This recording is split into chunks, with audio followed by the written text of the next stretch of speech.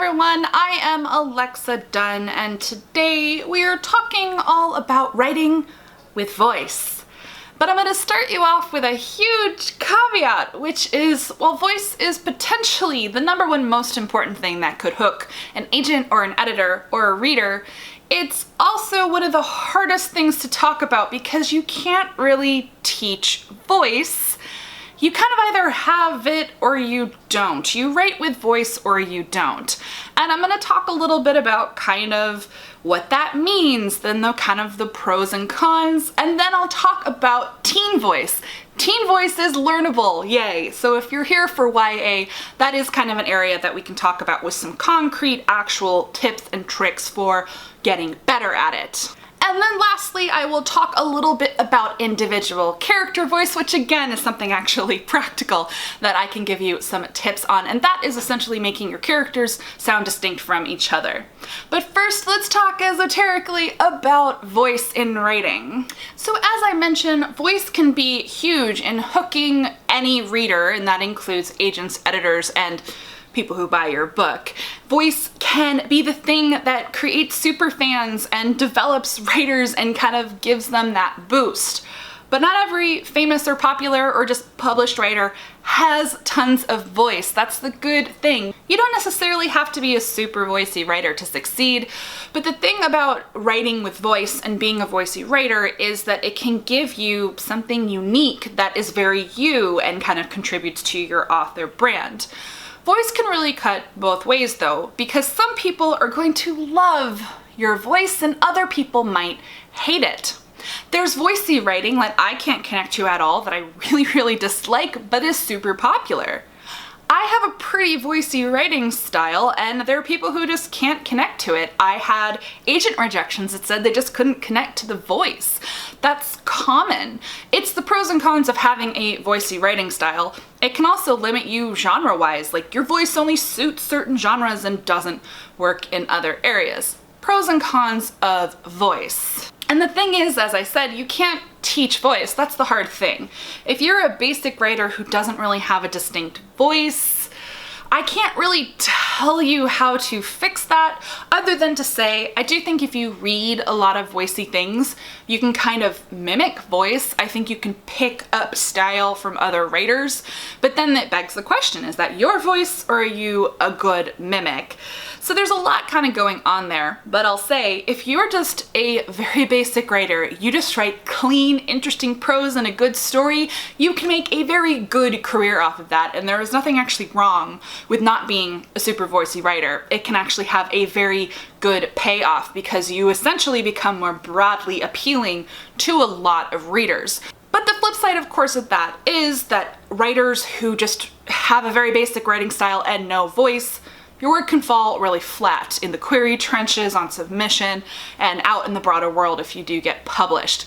Pros and cons to everything. But I want to talk a bit about what does kind of contribute to voice, and if you are ambitious, you could consciously work on any of these things. So voice largely ties to kind of sentence structure, phrasing, word choices, and kind of the rhythm of your writing, as well as the things that you choose to focus on in your writing. Some examples of things that can be stylistic choices that contribute to voice: if you favor run-ons or fragments, lots of internal dialogue or jokes or rapid fire dialogue.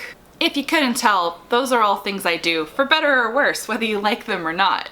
Or even just like, think of your favorite writer who you're pretty sure is voicey. So I love Jasper Fforde, and he has this just irreverent and funny tone and writing style. It's just very voicey and it's very him, and I really enjoy reading it. So that is to say, you can look at your dialogue style and kind of the things that other people use to like give their writing kind of that spark.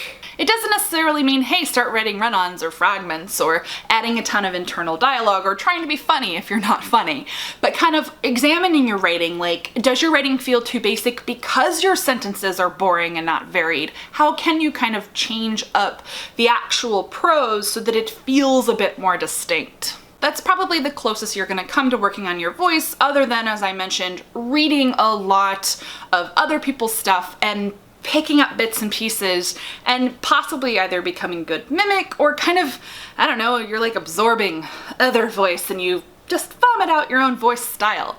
And the thing is, that's essentially what we all do. Writers who write with voice because over many decades of being a reader and developing as a writer, they kind of amalgamated into this thing, but it happens subconsciously over many, many years, and that's why it is harder to develop voice later in writing if you haven't done it already, because then it becomes an unnatural process, whereas for people who write with voice, it's more of a natural thing.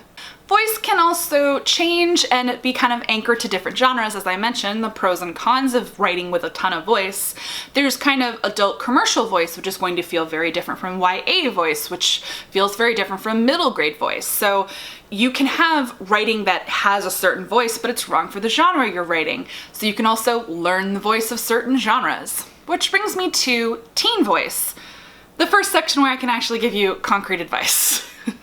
Teen voice and voicey writing are kind of separate from each other. The two can go together, but anyone can theoretically learn teen voice, and teen voice is key to YA. If something doesn't have teen voice, then it's probably not YA. It's like that porn rule, like you know it when you see it.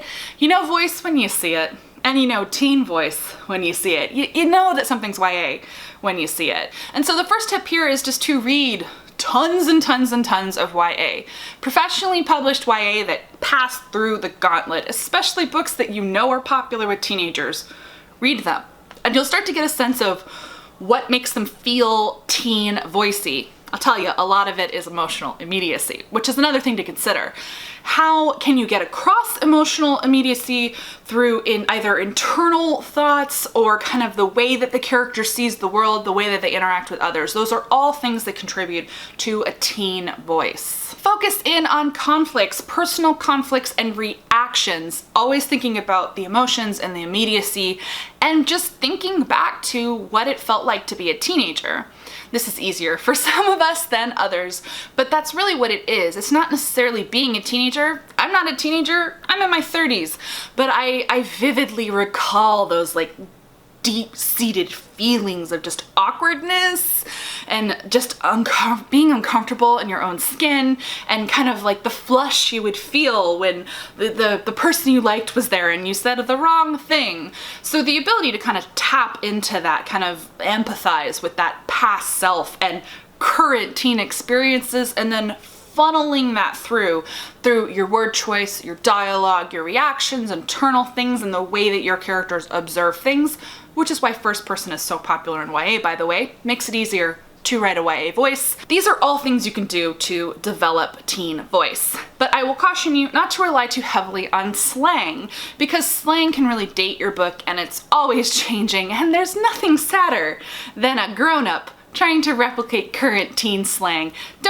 Just don't do it. I try not to. And this brings me to character voice, and this can also be a part of developing your voice, but whether you have a really like voicey voice, you can always give distinct voice to individual characters, which you should be doing no matter what, because otherwise everyone sounds the same. So again, you're going to do this through dialogue, choices, sentence structure, and so on. So how do you make your characters distinct and give them their own voices? Well, first of all, if you are at all funny, have a funny character. Have a few characters who crack one-liners, but then be sure not to have everyone crack one-liners. If every single character sounds just like you or has the same sense of humor as you do, then everyone's gonna sound the same. Sure, the voice of the book might be funny, but everyone blurs together. So you wanna make conscious choices about who each character is. What is their personality like? Draw on all the different types of people you know in your life and the different ways that people speak. And then just make decisions and apply rules to your different characters. So you have your funny, wisecracking characters, but well, their humor is sarcastic. Their humor is irreverent, or they're always cracking puns. And then you might have the character where you decide, well, they're a bit hyper. So you take care when writing their dialogue to, have run-on sentences. It's almost like they can't take a breath when they're talking, or you have kind of the more serious character who's always going to speak kind of in complete, straightforward, logical thoughts. You want to think about these things and apply those rules, and then through doing that, you'll start to have distinct voices emerge for each character. You also want to think about word choice when it comes to voice for characters. How does this person speak? Are they more likely to kind of throw out $2 words instead of 1-cent words? And does that contribute to the fact that they're a pretentious character? Or do you have a character who's just incredibly casual, and so they're more likely to use slang of whatever choosing it is? You could invent slang, just again, seriously, don't try to mimic teen slang, it never really goes well. You know, where they speak more casually or they make pop culture references. Also be careful with pop culture references, however.